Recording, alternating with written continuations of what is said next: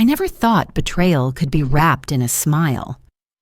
On my wedding night, beneath the soft glow of chandeliers, my sister-in-law reached for my mother's diamond bracelet, a gift meant to bless my new beginning, and slid it off my wrist as if it belonged to her.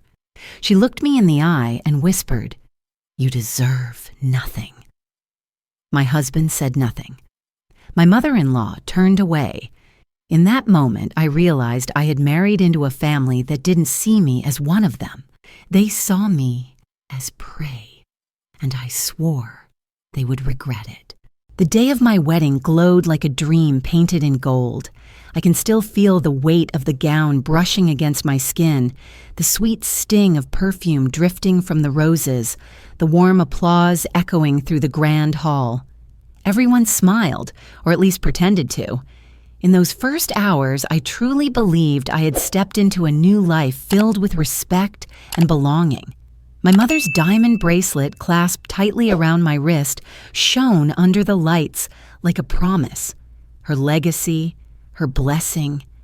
I remember touching it, silently thanking her for the love she had poured into me. That piece of jewelry was not just a bracelet, it was a shield, a reminder of who I was before I walked into that house. But illusions have a cruel way of unraveling quickly. Later that night, when the last toast had been raised and the music softened, Melissa approached me. She leaned in with the smile of a woman who already believed she owned the room. Her fingers brushed against mine, then slid deliberately over the bracelet. Before I could react, she unclasped it and held it up to the light.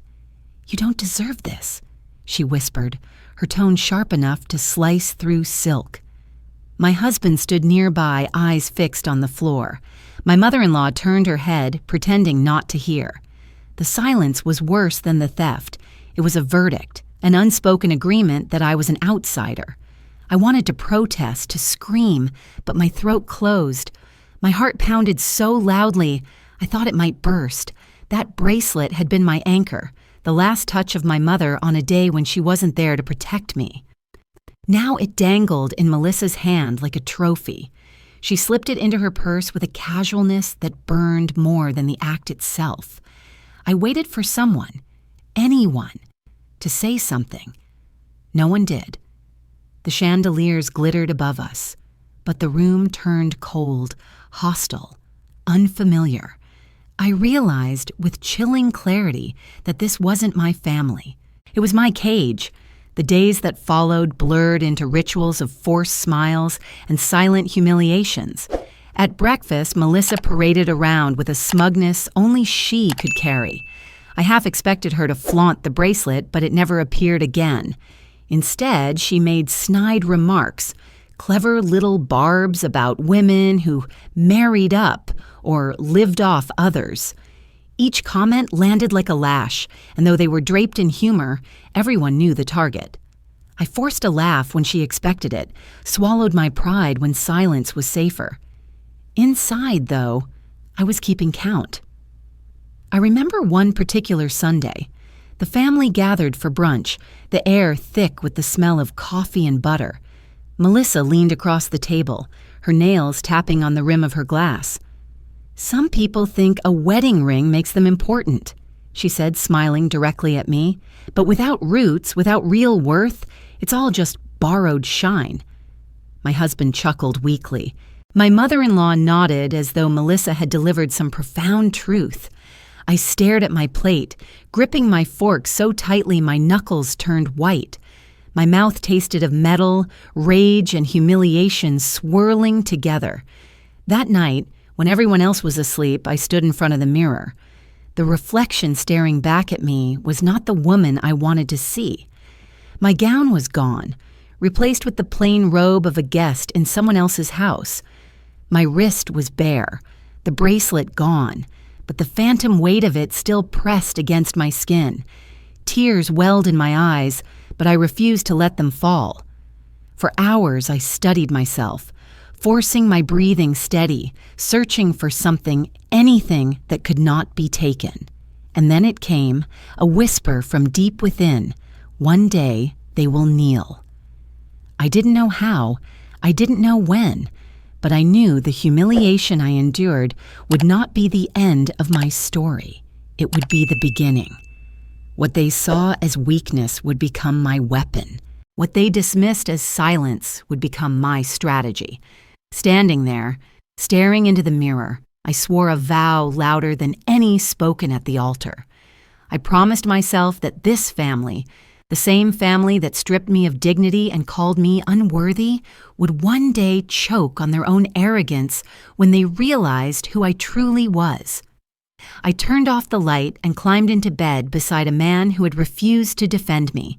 He slept soundly, oblivious while I lay awake with a storm raging behind my eyes. Betrayal doesn't always arrive as a sword. Sometimes it comes as silence, as complicity. And silence, I learned that night, can scar deeper than cruelty.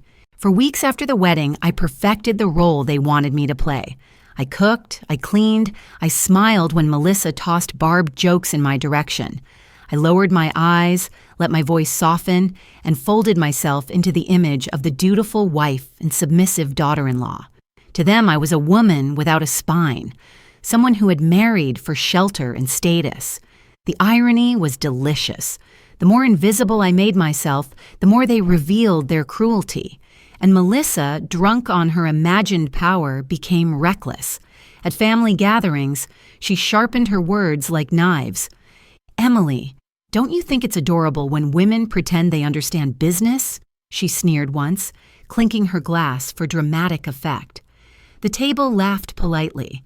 I forced a smile, nodding as though her insult had no teeth. Inside, though, I was documenting every syllable. My phone, carefully hidden in the folds of my dress, recorded each word.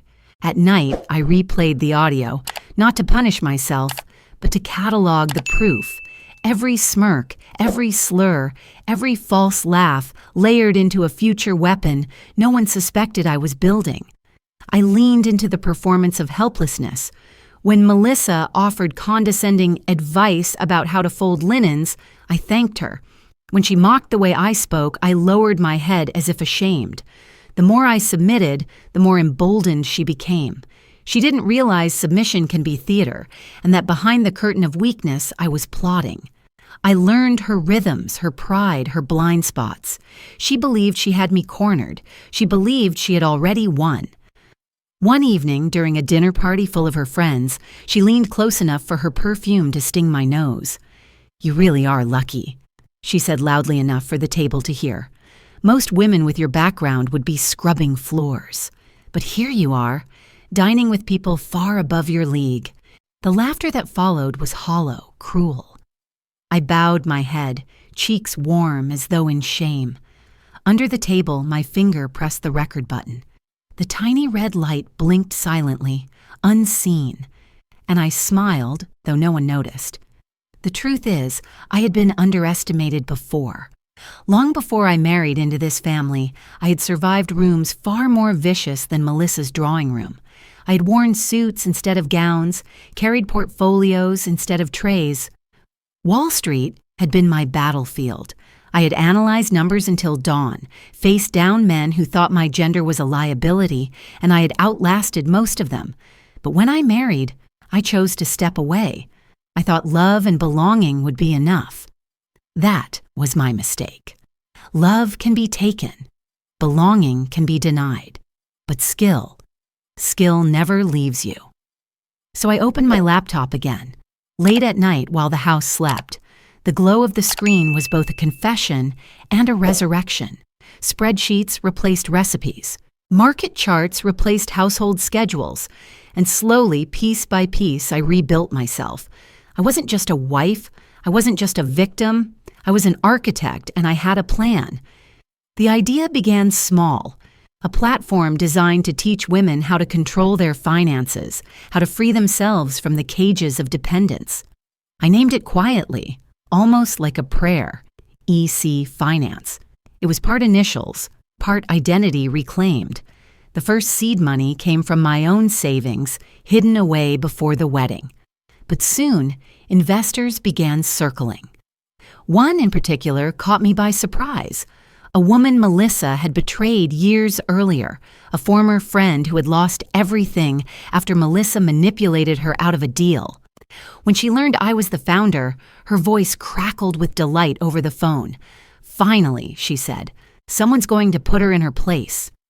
Together we built faster than I had imagined possible. Nights blurred into mornings, strategy meetings over video calls, prototypes, beta tests, then growth. The platform took root, spreading quietly, almost invisibly. By the time Melissa was busy mocking me for not knowing the difference between a Bordeaux and a Burgundy, my name was already circulating in investment circles. Still, I kept my role hidden. At family dinners, I poured wine, listened to their stories, and played my part as the docile outsider. But every insult only fueled me further. Their disdain was capital, their cruelty, my silent partner. Melissa thought she had stripped me of everything, yet without realizing it, she was handing me the fire I needed to build something indestructible. One afternoon, while browsing the news on my phone, I froze. There, at the corner of a financial blog, was an article about a promising new fintech startup aimed at empowering women. The headline was bold, the logo unmistakable, the initials EC etched in sleek design. It was everywhere, circulating, trending, whispered about in boardrooms. I stared at the screen, pulse racing. This was the first crack of daylight breaking through years of shadows. In the living room, Melissa prattled on about a shopping trip, oblivious. My husband dozed on the couch. My mother-in-law sorted through mail. None of them knew that beneath their very roof, the woman they dismissed, mocked, and discarded had already planted her flag on the battlefield of finance. They believed they had won the game. They didn't even realize the game had just begun. When the time came to test the strength of my disguise, I approached it with precision. One evening after dinner, I asked my husband and his family if they might consider lending me a modest sum. I framed it carefully, nervous tone, hesitant pauses, eyes lowered as if embarrassed. "It's just for a small project," I murmured, twisting my hands. Melissa smirked so wide I thought her face might split. "A project? Emily, darling, you couldn't manage a lemonade stand." My husband shifted uncomfortably, but said nothing. My mother-in-law sighed as though weary of my incompetence. The performance worked. They saw a woman floundering, desperate for scraps. They saw weakness, and that was exactly what I wanted them to see. The truth, of course, was entirely different. I had already built a quiet empire, brick by brick, hidden beneath the cover of domestic simplicity. Every cent of the money I asked for was unnecessary. My accounts were flourishing from EC. Finance, and beyond that, I had begun buying small but strategic shares in companies Melissa and her friends paraded as their own playgrounds. It wasn't about profit alone. It was about control, subtle, invisible control they would never suspect until it was too late. Melissa, always eager to perform, bragged at every cocktail party about a lucrative new partnership she had orchestrated. I stood nearby, pouring champagne, eyes downcast. What she didn't know was that the mysterious investor behind the deal, the one providing the capital she boasted about, was me. The audience at those gatherings, their friends, their peers, believed her every word, but in truth, they were applauding my strategy. Watching her puff up with false pride while unknowingly parroting my success was a satisfaction few words could capture. The first article appeared quietly, almost as a whisper. A small financial column mentioned a rising CEO named E. Carter, founder of an innovative fintech firm disrupting traditional markets. I read it in silence, heart thudding, as the family watched television in the same room. Melissa was ranting about some boutique that had overcharged her. My husband laughed at the show, flickering on the screen. My mother-in-law critiqued an actress's dress. None of them noticed me clutching my phone tighter, staring at the lines that hinted at my existence outside their cage. The world was beginning to take notice. Meanwhile, Melissa's debts grew heavier, her spending wilder. She purchased designer handbags as if they were groceries, threw parties with money she didn't have, and financed trips she couldn't afford. Creditors called, emails stacked up, and for the first time I saw the sheen of control slip from her grip. She tried to mask it with louder laughter, bolder boasts, but the cracks were showing. Her empire, built on arrogance and borrowed wealth, was crumbling. The shift in the household was subtle at first. My husband, once passive in his loyalty, began to snap at Melissa when her demands inconvenienced him. My mother-in-law, who had long treated her daughter as a crown jewel, began muttering about responsibility and disappointment. Tension buzzed through dinners, each conversation laced with blame.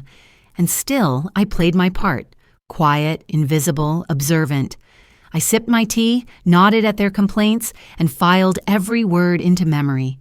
It was a strange sensation, watching a house that had once felt like a fortress turn on itself. They no longer saw me as a threat. I was background noise, a shadow in the corner. Yet behind that shadow, I had already won battles they didn't know existed. Every moment they argued, every accusation they hurled at Melissa was another layer of justice unfolding before my eyes. One night, after a particularly vicious fight between Melissa and my mother-in-law about unpaid bills, I retreated to my room and opened my laptop. The inbox was full, a flood of investors seeking meetings, journalists requesting interviews, invitations to panels and conferences. But one message stopped me cold. The subject line read, "Forbes Feature Opportunity." I clicked it open, the glow of the screen illuminating my face in the dark. They wanted to profile me, to photograph me for an upcoming piece on women redefining finance. For a moment, the air in the room thickened. I thought of Melissa, of her laughter as she stripped my mother's bracelet from my wrist, of the silence that followed when no one defended me. And then I imagined her face when she saw mine printed in the pages of Forbes, the name she had ridiculed now celebrated. I closed the laptop slowly, pressing my palm against the lid as if to steady the storm inside me. The long con was working. Every humiliation had been an investment. Every insult had been fuel. They had thought I was nothing. They were about to learn I was everything. The day of the IPO felt nothing like the timid girl I had been on my wedding night. The trading floor roared with energy, screens flashing numbers that seemed to climb faster than I could breathe. I stood there, pen in hand, signing the documents that would launch my company into the stratosphere.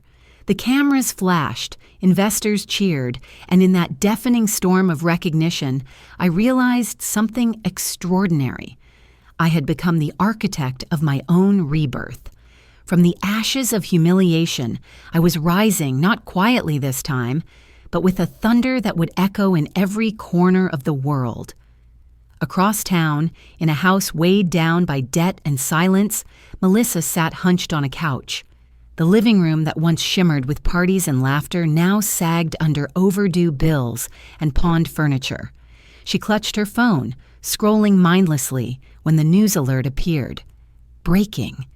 EC Finance IPO surges past $3 billion valuation.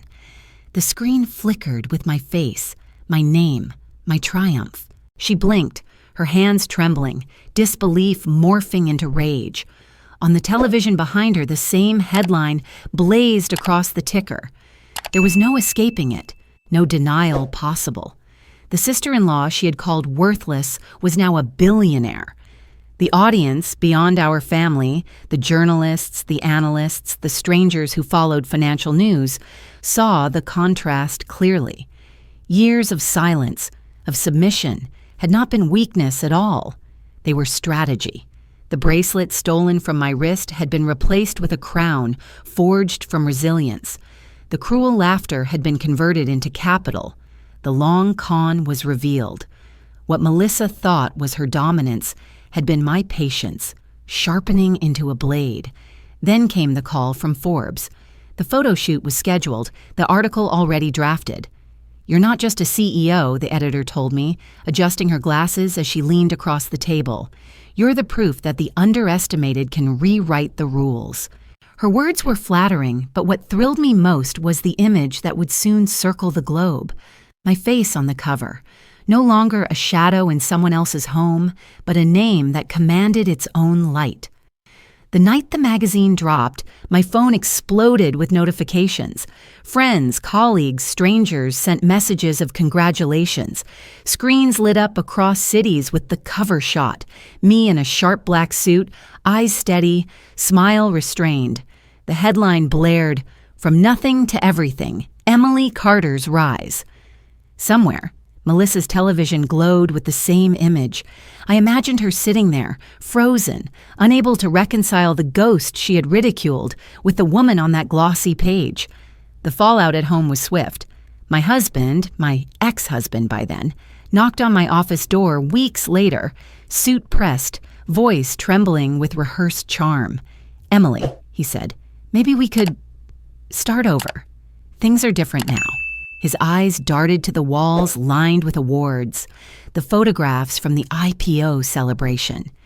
He was no longer the silent boy who had let his sister rob me, but a man desperate for access to the empire I had built without him. I listened in silence, my gaze steady, my expression unreadable. Then I turned back to my laptop. That silence, colder than any insult, was the blade he never saw coming. He left without another word. Melissa, too, reached out. Calls, texts, emails, all begging for meetings, for forgiveness, for scraps of proximity to the woman she had once spat upon. Each message grew more desperate. "We're family," she pleaded in one voicemail, her voice cracked. "You can't just cut me off." But family had been the weapon she wielded against me, and now it was nothing more than a hollow excuse. I never replied. Silence became my language, and it spoke louder than revenge ever could. One evening, I opened my social media and nearly gasped. My face was everywhere, retweeted, reposted, shared across continents. A photograph from the Forbes shoot captioned simply, "From nothing to Forbes." It had gone viral, adopted by women who saw in me a reflection of themselves, a hope that their own stories of being underestimated might one day burn as brightly. Millions of voices, strangers bound by a single thread, echoed the phrase like a hymn. I leaned back in my chair, the glow of the screen illuminating my smile. It wasn't just about Melissa anymore. It wasn't about my ex-husband, my mother-in-law, or the silence they had weaponized against me. This was bigger. This was a reclamation not only for myself, but for every woman who had ever been told she was nothing. My story was no longer just mine. It belonged to the world. And yet, in the quiet of my office, I allowed myself a private thought. Revenge hadn't been the destination. It had been the path, the necessary fire to burn down the illusions that once held me captive. What lay ahead was something far more powerful than vengeance. Transcendence. The months after Forbes crowned me a billionaire were a blur of stages, speeches, and headlines. My inbox overflowed with invitations to conferences, panels, interviews. I was no longer Emily Carter, the quiet wife in the corner. I was Emily Carter, the face of financial empowerment. Women approached me on the streets, their voices trembling with gratitude. "You make me believe I can start again," one whispered, clutching my hand. The weight of their hope was intoxicating, yet it pressed down on me too. Everywhere I went, people expected strength. No one asked if I was tired. No one asked if I was lonely. At night, when the applause faded and the hotel rooms fell silent, I thought of the life I had left behind. Friends I had once laughed with no longer called. They said they were proud of me, but their distance spoke louder. My family back home, my real family, called often, their voices tinged with worry. "Don't lose yourself," my sister urged. "Remember who you are outside of all this." I promised her I did, though in truth I wasn't sure. The higher I climbed, the more the air thinned. Success had given me wings, but it had also stripped me of ground. Then came the video. It surfaced suddenly, without warning, on a late Tuesday night.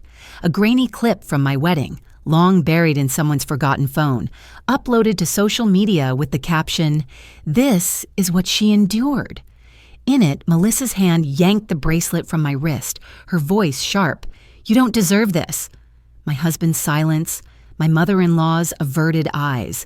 the entire tableau captured forever. Within hours, it spread like wildfire. Millions watched. Comments poured in. Outrage, disbelief, fury. How could they treat her that way? Monsters. Boycott them all. By morning, my phone was buzzing uncontrollably. Journalists demanded statements. Advocates called for justice. My former in-laws' names trended worldwide, their reputation shredded by the very cruelty they had once hidden behind closed doors. Protesters stood outside their home with signs. Their businesses faltered. Their phones were bombarded with hate. What they had once whispered in private had become a public crucifixion. I should have felt vindicated. This was the justice I had imagined on long, sleepless nights. But instead, a heaviness settled in my chest. Revenge tastes different when served to millions. It is less a private feast and more a spectacle. And somewhere between the satisfaction and the noise, I felt something hollow gnawing at me. Days later, a letter arrived in the mail. No return address, just my name in hurried handwriting. Inside was a confession. Pages scrawled in a script I recognized instantly. My mother-in-law. She admitted what I had never allowed myself to suspect. It was her idea, not Melissa's, to take the bracelet. She was only following my orders, the letter read. I told her you needed to be humbled. I told her you deserved nothing.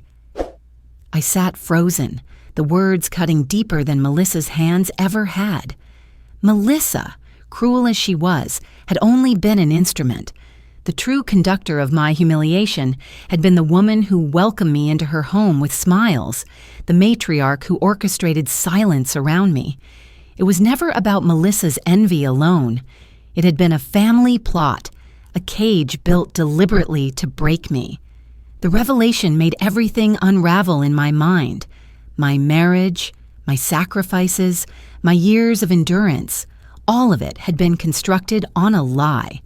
I had believed Melissa was the enemy, when in truth she was just the face of a darker betrayal. The mother who should have guided her children had instead weaponized them against me. That night, I locked the letter in a drawer and stood before the mirror again. My reflection looked powerful now. Tailored suit, flawless makeup, the Forbes cover leaning against the wall behind me. But beneath it all, I felt the same raw wound from years before. Success had avenged me, but had it healed me? I pressed my hand to the glass, staring into my own eyes, whispering the question I couldn't silence. Is victory enough to mend what they broke? The silence that followed was unbearable. I had the world at my feet, yet I had never felt so hollow. The choice loomed in front of me like a cliff's edge: expose the full truth and destroy them entirely, or step away and claim a freedom untouched by their shadows. Either way, the game was no longer about them.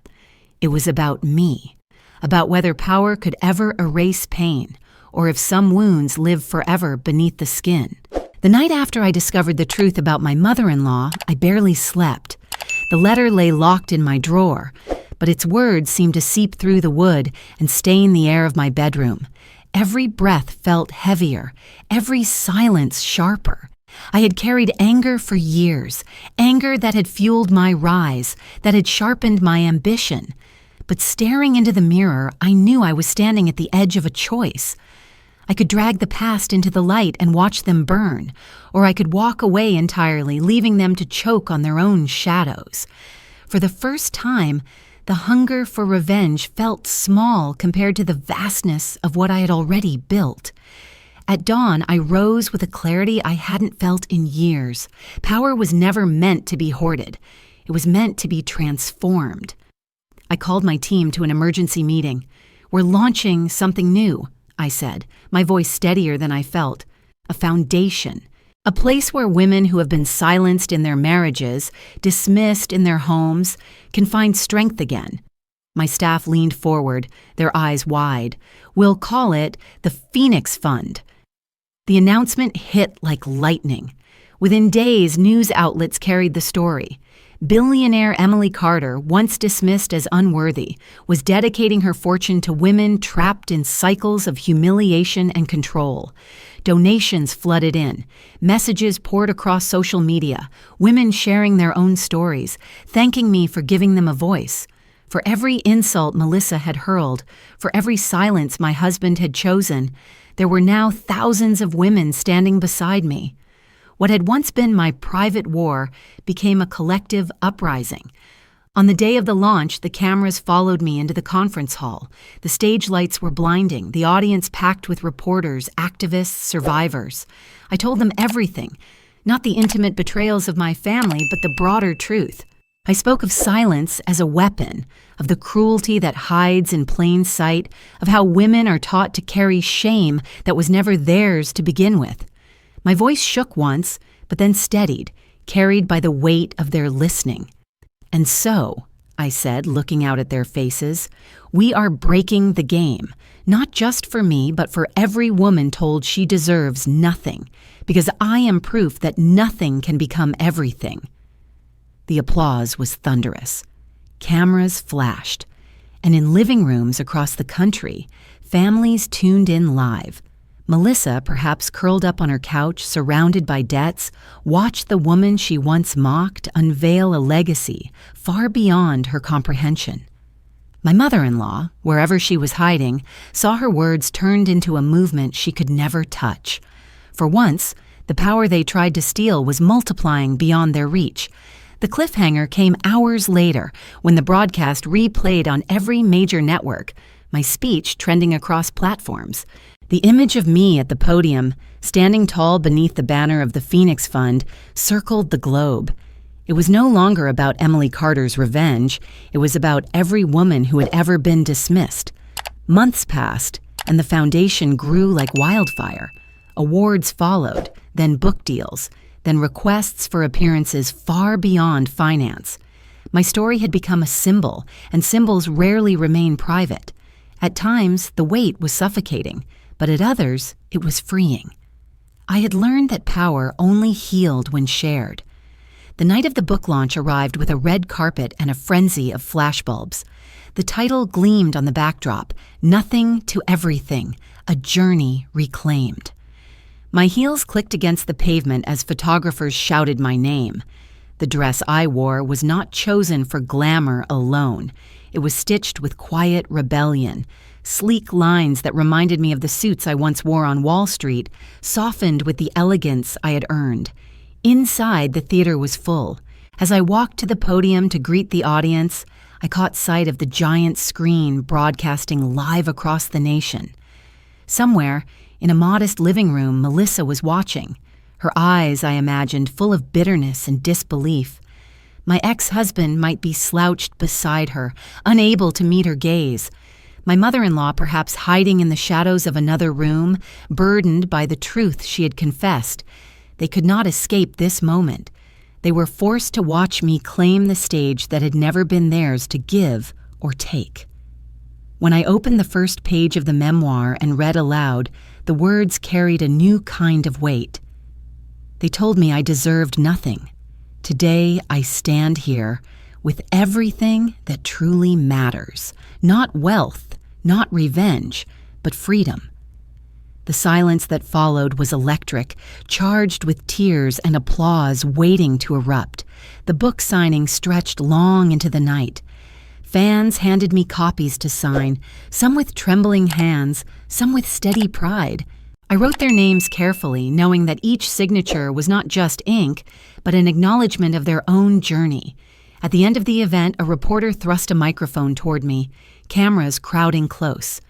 "Emily," she asked, "do you forgive them?" The question lingered like smoke. I turned to the lens, locking eyes with millions beyond the glass. A slow smile curved across my lips. I didn't answer directly. Instead, I asked the only question that mattered. If it were you, would you forgive or would you destroy? The room fell silent. The camera light glared, recording every heartbeat, every breath. My smile widened just enough to leave doubt, to leave wonder. The screen cut to black, leaving the world to wrestle with the choice.